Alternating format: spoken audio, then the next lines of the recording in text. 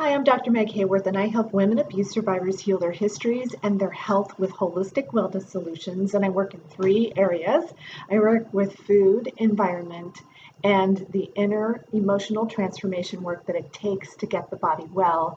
And I get to watch diseases disappear in my clients. It's the most incredible thing. I myself am an abuse survivor, and I have healed over a dozen illnesses in my own body, and I would love to help you do the same. I work one-on-one in groups, and I have some coaching program, or I have some programs on my online on my website, meghaworth.com. But today, what I want to talk to you about are the top three crippling beliefs of abuse survivors. Now, I've been working with abuse survivors for over 20 years, and I myself, again, like I said, I went through it as well. So, and I mean abuse of all kinds. So whether it's physical abuse, sexual abuse, emotional abuse, intellectual abuse, all of those things I've personally been through, but I've worked with people who've been through all of those things. Family dysfunction as well, divorce, abandonment, mental illness in the family. There are so many things that can affect you going forward because the body always remembers what you are trying to forget.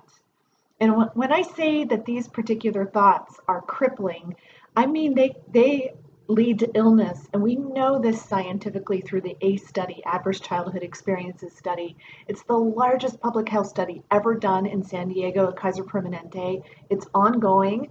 And if you go to my website at meghaworth.com, you can take the Adverse Childhood Experiences quiz and see what your score is. And just so you know, you can have a score of 1 and it can really impact your health later on.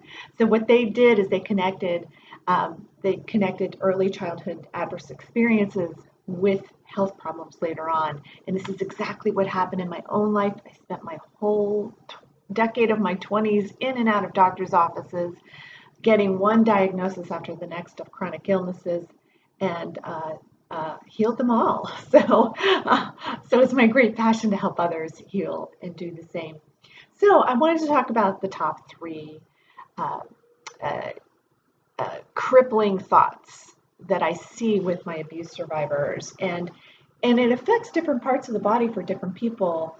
What I've seen mostly are people with bladder diseases or recurring bladder infections. I've seen people with, things that are going on in the abdominal region of the body. So with reproductive health, with stomach and intestinal health. I myself had irritable bowel syndrome, fibromyalgia, chronic fatigue syndrome, all of those. So had and healed. And so here are some of the thoughts that I see happening most. And then after that, I'm going to give you an exercise that you can use, that I used, that I still use, that helps me turn these thoughts around. Because it's once these neural pathways are made in your brain, where you're trained at an early age that to believe these things, it's hard to unwind them, or it can be difficult to unwind them. But the process I created, a whole person integration technique that I can do with you, and you can do for free on my website as well. That's to help you process those emotions, how they affect your physical body. But at any rate, I want to talk about these three thoughts, the three main thoughts that I see with abuse survivors. The first one is, I am broken. Now there's that, and I see this a lot. There's that sense of, somebody violates you who you're meant to trust. It could be a family member, like what happened to me. It could be a neighbor, which also happened to me. It could be somebody who's that you're in their care somehow. It could be a boyfriend. There are just so many different people that can violate you. And when that happens, there's this part of you that does, in fact, kind of split off or break inside of you. And that, I'm here to tell you, that break can be mended. It can be healed. And but when you're walking around with the idea that you're broken, and sometimes you're walking around with that idea deep inside of you and you don't even realize that's what you think and feel, but that's what I help people identify in the unconscious mind and help them release from their body and then transform and replace. So I am broken is one of them. The next one is I am unlovable. So think about that. I mean, if your parent is beating you, and your parent is supposed to be providing you with love, but you know as a small child that being beaten by them is it's not reflective of love. So you take on that belief that you're unlovable, and that makes you feel it drains your energy. And for different people, I see their energy being drained in different areas of their body. Not everybody does this the same way. In fact, everybody has a unique way of storing these beliefs, of storing these energies, and of creating symptoms in the body, and also illness that could be associated with our pain. So especially, I'm talking to a lot of these people out there, a lot of you, and I was here too, who it's all in your head. The doctor says, they can't find anything wrong with you. One of the problems with that is that things don't show up on your labs until they're very advanced. So you can have an issue that just it's misdiagnosed or undiagnosed, that could be very much associated with your something that happened to you as a child. So that's one red flag to look for, and could be why you're having so much difficulty with pain. Migraines could be one of them. That was one of the things I had. Now, for me personally, migraines were connected to worry. It was like a self-abuse mechanism because I was so accustomed to perceiving things that were done as abuse. As I was broken, I wasn't good enough. Those things, and so it was anger. So I get triggered into anger and self-abuse and worry, and those things would trigger a migraine for me. So just to see, I just want you to understand that there's an emotional component to every disease that I've ever seen or worked with, and I've worked with people with cancer, autoimmune disease, fibromyalgia, bladder diseases, migraine headaches, intestinal diseases, all kinds of problems. So again, the body always remembers what you're trying to forget.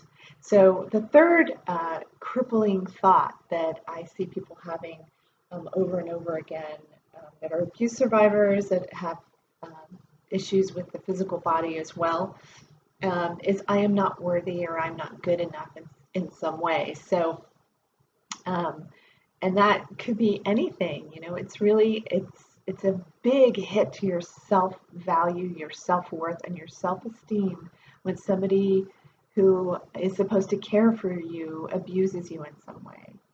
So, and not to keep you in a victim place, I'm trying to help you come out of the victim place. So I want to give you this exercise so that you can start doing this today. I want you to begin to make a list. This is one of my favorite exercises that I still use to this day. I tell myself every single day 3 things, especially if I start to get a little anxious or a little fearful. Something comes up for me. It's life. We're all going to have issues all throughout life. So, but it's the tools you use to help you to come out of it. And help you heal it are what matter. So I love this one. So make a list of all of the qualities that you have. So these are your qualities, your skills, your talents, your abilities, things that you're really good at. And it may be hard. I know it was so hard for me to see these at first. And I had to ask people in my life, what do you see in me? What do you think my qualities are? And I had to learn how to take that in because I didn't really believe them. So this is important, but it makes a huge shift because you begin to shift the biology by choosing a different belief. So if there was a belief that was given to you, you can change that belief by making this list. So I am loving, I am kind, I am caring, I'm compassionate, I am diplomatic, I'm great at diffusing difficult situations, I'm a great writer, just start listing out your talents and your abilities and your skills, things that you've developed that you're really good at. So, and you may ask people around you, think about what you're really good at in your job, for instance, after doing it for years, you've gotten it down to a science. So just look at that. So make the list and keep adding to the list, and put them in I am statements. I am loving. I am kind. And if you feel like, well, I'm loving except when it comes to this relationship in my life, that's fine. Just notice that. But keep refocusing your attention, because what you're going to be doing over time is you're going to be creating neural pathways in your brain that rewire what's happened inside of you. So if you would like to have a free consultation with me, it's really easy to do. Just go to my website at meghaworth.com, meghaworth.com, and I would love to help you. Again, it's Dr. Meg Haworth. You can find me on Facebook, Instagram, all of the social media platforms, and message me, talk to me. I'm here for you, and I would love to help you get well now.